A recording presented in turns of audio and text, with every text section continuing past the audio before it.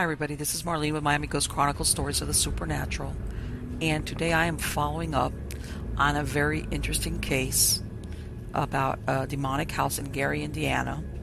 And this house, back in January of 2016, it was allegedly infested with demons and was torn down. Now, Zach Bagans, the host of Ghost Adventures, had bought the house in 2014, and during 2015 he filmed a documentary in the home about the events that had transpired there. Now, he claimed that there was something powerful, dark, and intelligent haunting the small structure. Now, the release of the documentary has been delayed, and as of this date, there is no further information about it. Now, there was an article that appeared in the National Catholic Register which quoted Father Michael Maginot, who's the pastor of the local church, and he's the priest who freed the family through a series of exorcisms in 2013, and he believes that there's a supernatural agent interfering and causing the delays. Now, Father Maginot, when Zach Bagans decided to go ahead and film the documentary, he went ahead, and Father Maginot was an advisor during the production, but he only signed on when in other words, he got in writing that it had to be truthful. In other words, he put it in writing that the promise to be truthful had to be part of his, agreement to participate as an advisor. And another thing, also, that at the beginning of the production, it seems that him and Zach Bagans didn't see eye to eye, and he even puts that effect to the roots being the darkness that was pervading that house. Okay, now the Father Maginot, he went ahead and he did exorcisms on the family, and they moved away. And between the time that it was torn down, the documentary, it stood empty. And according to another priest, which is Father Vincent Lampert, he's the pastor of St. Malachy Church and the exorcist for the Archdiocese of Indianapolis. Okay, he, as a matter of fact, he consulted with Father Maginot during the exorcism at the home. He basically, what he said was that people were being fascinated by the evil, and that they were going to this house and doing seances, and that any continuation of evil could have been caused by people bringing it on by their actions. And he also explains that houses can be blessed to drive out evil spirits, and spirits don't live in a location like people do. Okay, and I think he was trying to differentiate that you can't exorcise a building or a structure. The exorcism can only be conducted on human beings. And at the end, he basically is warning that the attention given to the house afterwards, and if in truth people were going in there and doing seances, might have opened up a portal or anything that maybe might have been shut down by blessings or whatever the clergy did while the family was still living there. Now, I'm going to let you go ahead and see some clips of the initial news when it broke in the hometown, and then some other when it just became a nationwide news story, and then later on some individual interviews with Father Maginot. And at the end, I want you to ask yourself, where did these demons go? And if you go to my website, which I'm going to put a link there in the credits, you can actually see the reports issued by the child protective investigator who went out to see the family. And part of it is redacted because, of course, they don't allow the children's names to be given out. But you could see that a lot of the report that person wrote up, in their experience, coincided with the claims of what the family was saying was going on. And of course, along the way, there was even medical personnel, police, and other people who came in contact with the family in the house who described very unusual experiences and seeing things. And again, at the end, what happened with his family? A lot of other people who have found themselves in similar circumstances to Mrs. Ammons and her children, where they've either been possessed, because it wasn't only the children, it was also the mom. They say that even once you are cleansed through an exorcism and you're freed, you are still earmarked by evil as in other words, they know that they were able to get you once before, so they still keep track of you. Okay, what happens to this family? What happens to this location?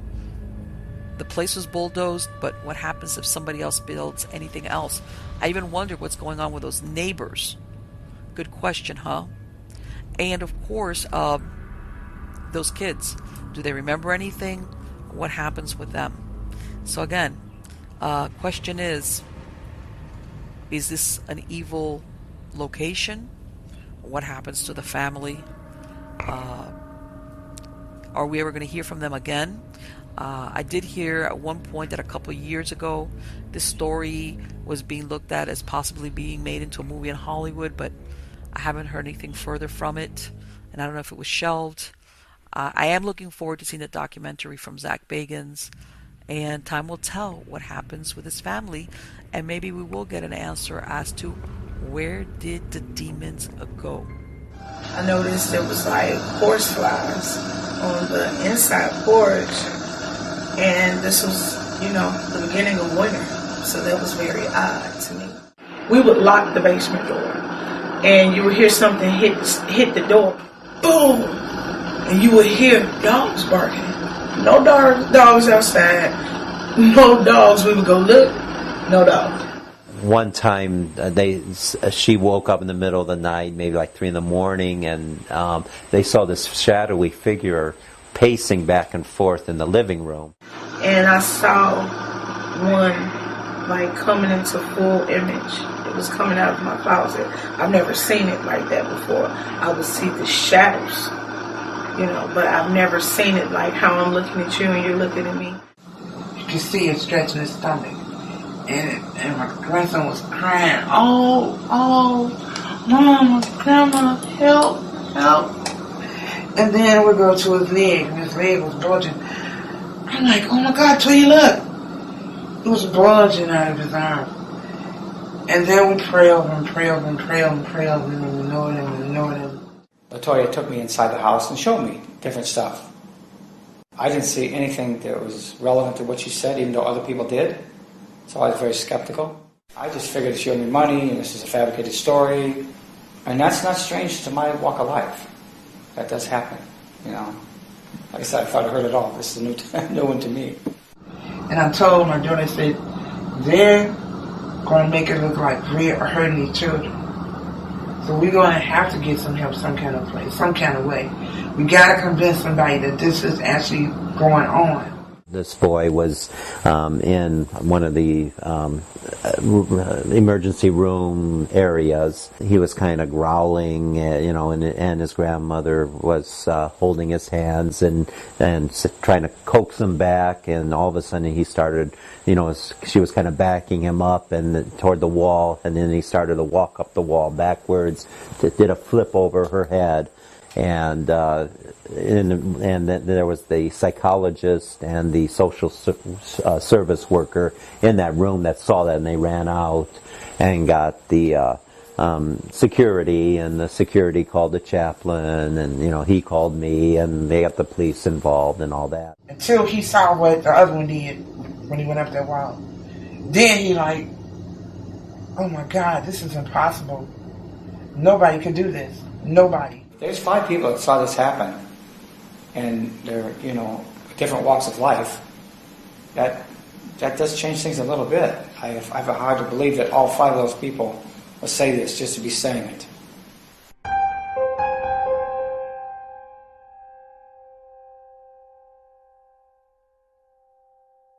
We'll have to do an exorcism.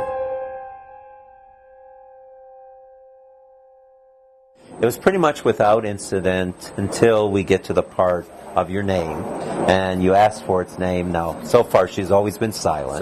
And I says, is your name whatever? And then all of a sudden she started convulsing and such. So now once you have a name, you kind of attack it. You try everything, you kind of go through the whole rite to see which things push the buttons of, the entity. And once you found what does it, you keep on using it over and over. Whenever you would praise God in Latin, no reaction. But you start condemning the demon, condemning, the evil spirit, all of a sudden she's reacting to that. And then we'll go back, and the moment you go back to praising God, she would stop reacting. So I went through the whole rite, and then finally went the second time, and then it was just focusing on the condemnations part. And that was kind of riling up. I think I even went a third time. But you could tell it was kind of weakening, and then eventually she fell asleep again.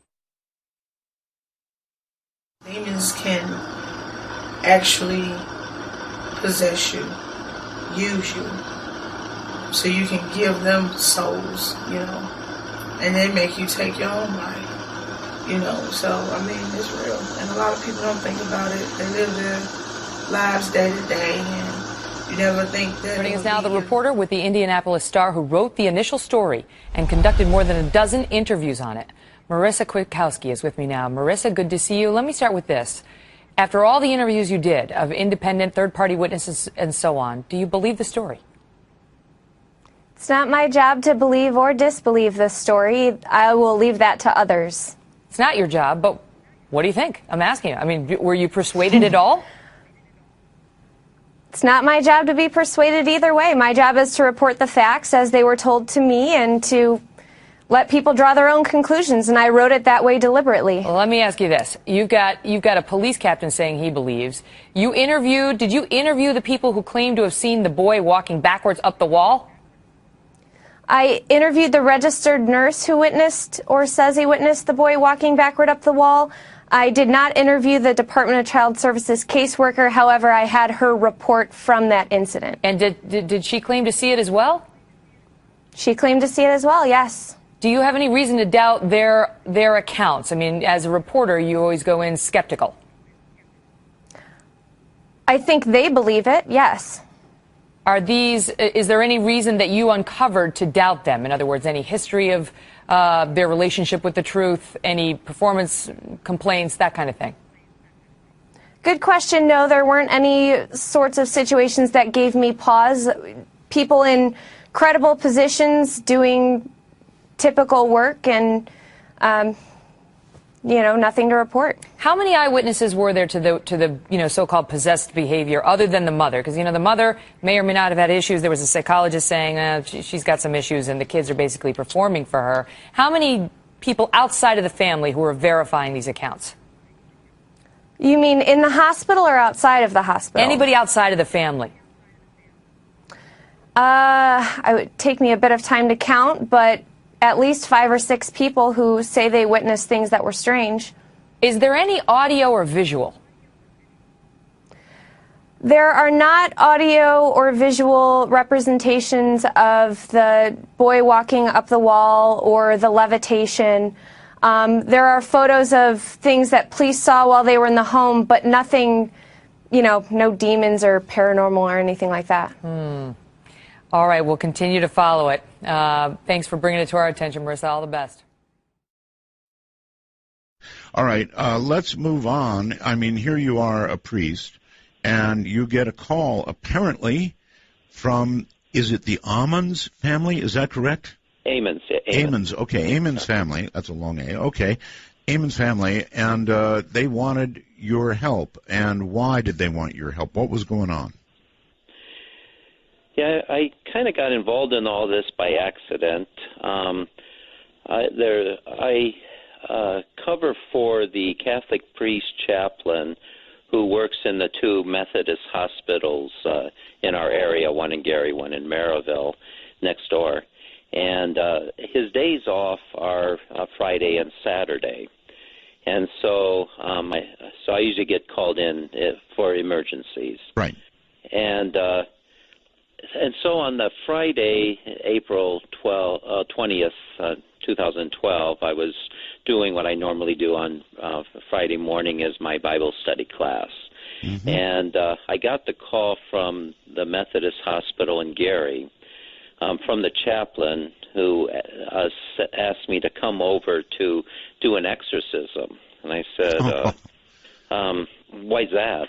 And he mentioned that this 9-year-old boy was seen by several professional staff people walking up the wall backwards and flipping over his grandmother, and they ran out of the room, and they got the security to look in that. The security then called the police. They called the chaplain. Would you mind rolling over that again? You said that he was walking up a wall backward? Backwards, yeah. So the way it happened, it was the Child Protective Services were noticing that the children, the 3 children, were missing school a lot, and sometimes when they were at school, they would have things like bloody noses, bloody gums, and different things. And so there was a lot of suspicion that something wasn't right at home. Right. And so they kind of got involved and asked, and it was the mother and grandmother were kind of watching over the children. Sure. And so they took them to their doctor to have them examine the children. Yes. And to see what's wrong. Family doctor, right? The family doctor. Yeah. Mm-hmm. And so in that doctor's office, it first of all started with what would happen is this demon would jump from one child to the other. And so it would affect one child and then do crazy things and then jump to the next one and continue probably to do about similar type of things. So, walking up a wall backwards, that's movie stuff. I mean, do you have other people who saw this happen, witnesses?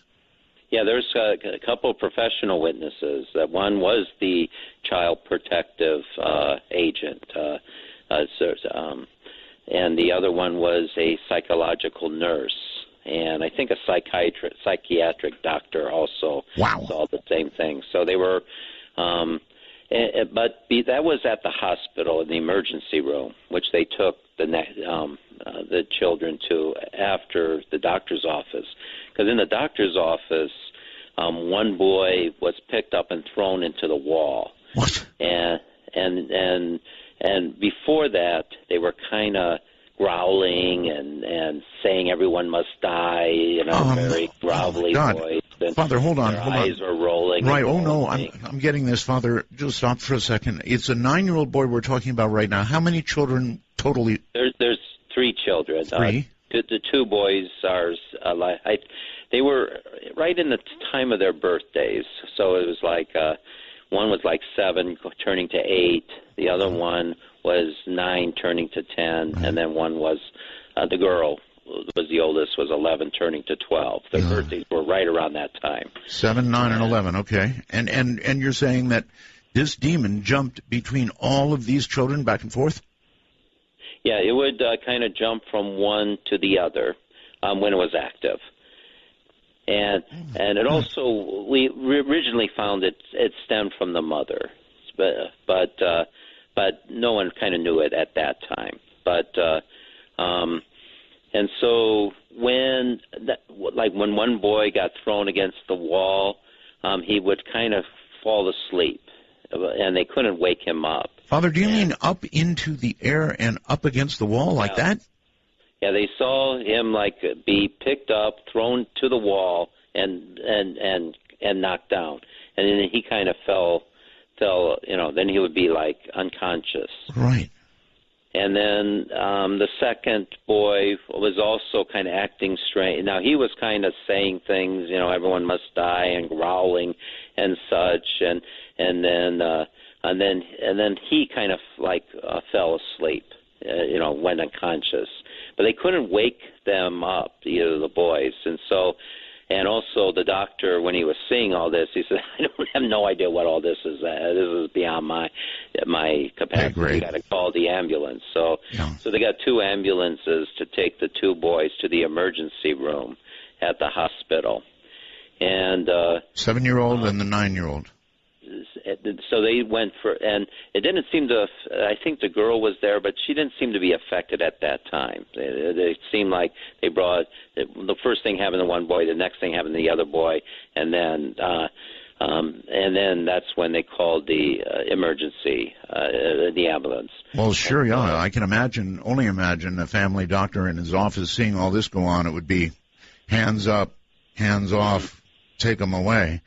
Yeah. And I think the girl went with the mother and grandmother, and they followed the ambulance. The child protective servant agent also went over there.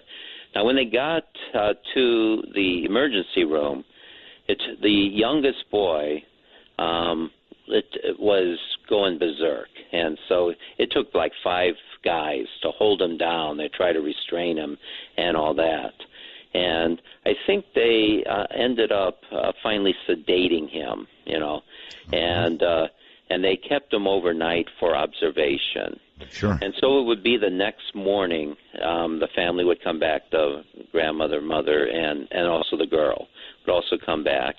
And in the morning, again, the one boy was kind of always talking about this boy, his friend. Now, he would see this boy in the closet at their home that would talk to him about what it's like to die, what it's like to be killed. And so and then all of a sudden he'll start growling, and then again, you go uncontrollable, and then it take again like 5 guys to try to hold him down, and then they'll try to strap him into the bed and into the gurney and all that, and sedate him. Then it kind of jumped to the other boy in the other observation room. The 9-year-old? So the 7-year-old was with the mother, and then it jumped into the other boy in the other room. This is the 9-year-old, and he was with his grandmother.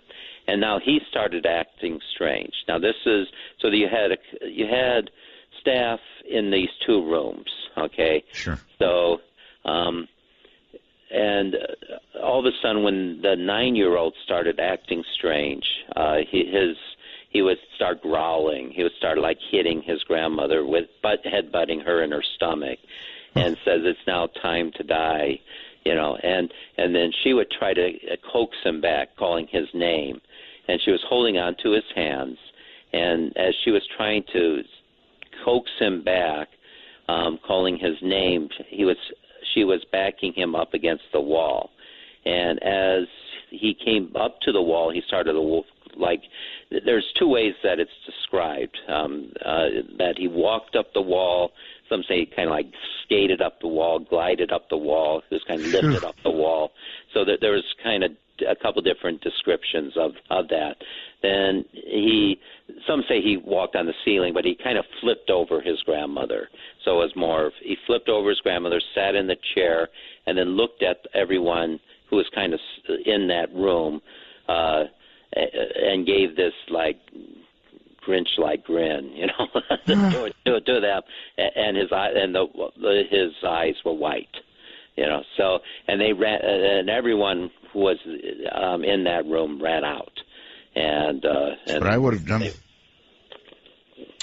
Definitely, what I would have done. This is really scary stuff. And you're saying there's plenty of witnesses to all of this. Yeah.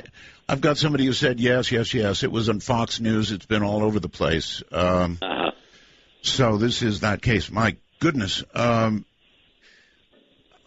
Continue, Father. I don't know what to say. So when I heard that story, I said, okay, there is something there, but I explained to them, I can't do anything now. I have to get permission from the bishop to do this, and I need to do an investigation. But I am willing to meet with everyone, and so I feel free to give them my contact information, and I'll meet with them as soon as possible. Right. And so what ended up happening is the 3 children were taken away from the parents, away from the mother and grandmother. So 2 of them the 2 older ones were put into with the Carmelite sisters in the area that take care of foster children. Right. But the 7-year-old who, it took like 5 guys to hold down, and Yes. and who was talking about, what it's like to die and such, and seeing the boy in the closet at his home and such, he was taken to a children's psychiatric lockdown unit in another hospital, psychiatric hospital in another part of our area here. So at this point, even after all of this and all of these witnesses, you're still not involved in the sense of doing an exorcism. I mean, you would think that when any medical person saw any of what you just described, they would, that's not in any of the books I read when I was becoming a nurse or a doctor. No way. Yeah. So I guess when were you then involved? So I then contacted the mother and grandmother contacted me. They mentioned their children were taken away, and I said, okay, I can meet with you at the home, at your home on Sunday evening after my last Mass. I have a 5 o'clock Mass. I'm done at 6, so I could get there about 6:30. So I went to their home at 6:30 and was there for about 4 hours to do an investigation. Right. And the first 2 hours were pretty much them telling the whole story. And it all kind of started when they moved into the house. And the reason she moved into the house was that she was trying to get away from her ex-boyfriend, whom she found out was a married man, when his wife called her. I guess she discovered her phone number on his phone. Found her. And says, "What are you doing with my husband?" And she says, "Oh, I didn't know he's married. Don't worry, this relationship is over." And it kind of explained a lot of things. But she did say something that was kind of strange. And she said, "You will regret ever messing with my husband." And she said, "Well, don't worry, this is over." But he wouldn't let it go, and so he kept on kind of stalking her almost. And so she felt the best way was to move away and not let him know where they're going. So her brother's landlord said that there was a house available very cheap, and so and they went to see it, and so they decided to move in there. And but I guess the boyfriend eventually found out where she moved to. Probably he followed her from work or something like that, and eventually found where she was living at, and then started to show up again. But when they moved into the house, it seemed to be things. First of all, they saw all kinds of horse flies. This is about November, so it's kind of late in the season for that. But so especially on the porch, and they were usually these dead, a lot of dead horse flies, and so they would sweep them up, and the next day they'll find a whole mess of more, and they kept on sweeping up the horse flies. Wow. Then one time she saw someone walking back and forth, pacing in their living room. I think this was the grandmother, and she thought someone broke into their house. So when she jumped out of bed and turned on the light, no one was there. But when they looked on the ground, on the floor, there was muddy footprints. Wow. And they seemed to come up from the basement area. And then later on, they would hear footsteps coming up the basement. And so the way they kind of dealt with that was to put a lock on the the door from the kitchen to the basement. And then all of a sudden, they would hear steps coming up the steps, and then pounding on the door. Oh, good Lord. And when they would go and open it, they would see no one. And And then other times they would hear dogs barking out there, and then they would open up that door but not see anything. Father, especially with regard to somebody coming up the steps to the locked door from the basement and pounding on the door, and then nobody being there.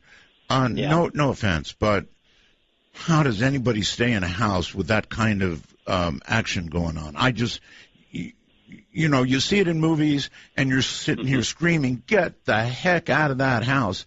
And of course, they never do. And I guess they had a good deal on this house, and they didn't have a lot of money, so no choice. Yeah, they were kind of trapped. So that's usually the one thing that keeps people from moving out. They have, you know, they sign a lease and things, and so they would be liable to pay the whole thing, and so they really didn't have anywhere else to go, and so it was kind of livable in the early part. It seemed to escalate through the winter time.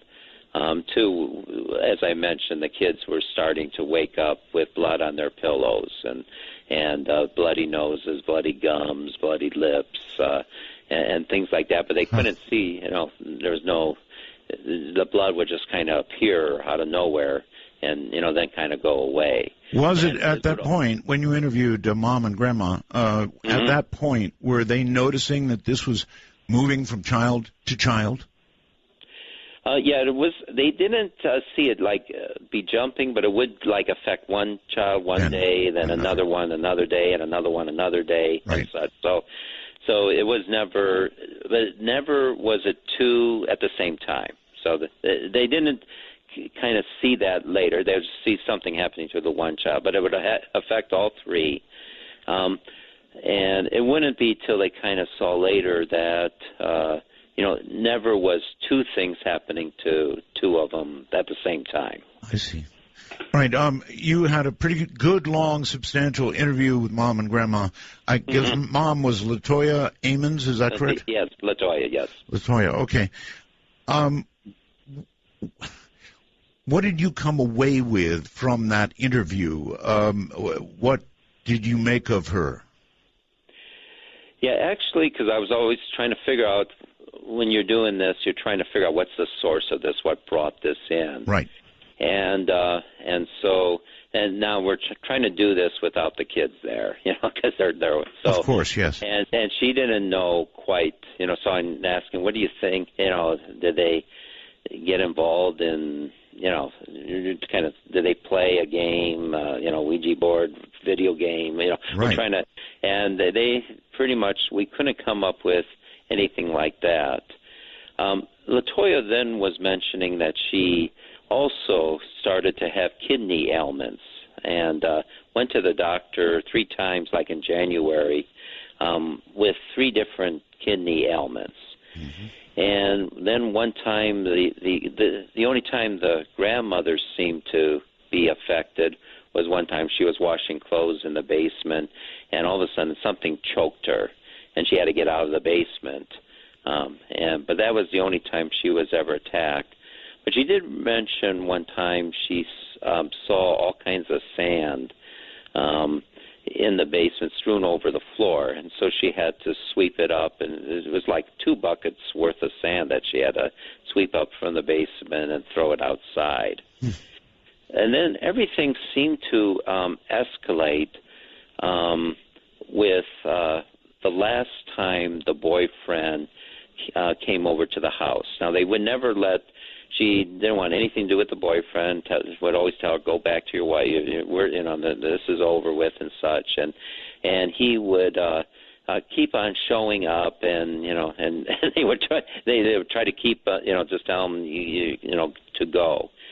But the last time he came to the house, he wanted to give the boys $5 each, but he didn't give anything to the girl, and I kind of found that strange. And I asked, why was that? And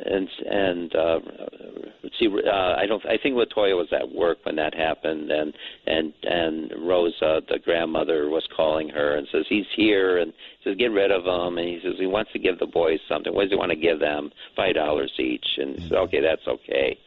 And but I asked why did he give something to the boys and nothing to the girl, and so Rosa said that he said that the boys needed this incentive to be good, but the girl didn't. But it just struck me there's something bizarre in all that. And so 3 days later is when kind of everything escalated in the house. And it was a family gathering. Their whole family was at the house. And all of a sudden, the girl gets, they're all sitting in the living room and such, and the girl gets pulled off the couch, and she's landed on the floor. And everyone looks at her and says, what are you doing? She says, someone pulled me off the couch. And then she started, my stomach's hurting and such. She was feeling sick, and then they would kind of take her to her room, and they were kind of trying to take care of her, and she's feeling nauseous. They would see her stomach kind of bulging, and such, and her legs kind of bulging and all that. And then Rosa went to the kitchen to get a washcloth so she could put on her head.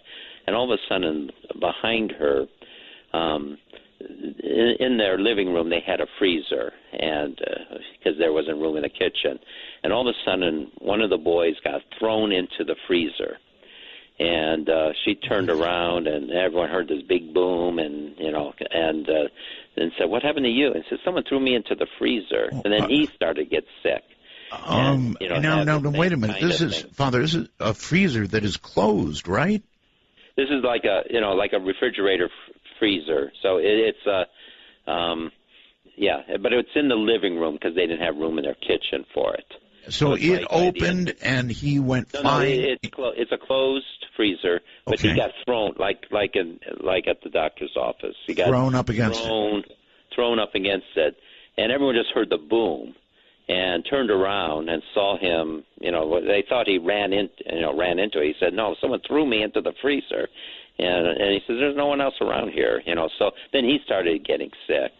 And so they then took him into the bedroom, and the same things were happening to him. He was feeling nauseous. His stomach was, bumps were appearing, and his legs, bumps were, and bulges and things were appearing. Right. And then all of a sudden, the third boy was in the bathroom, and he got thrown out of the bathroom and went flying.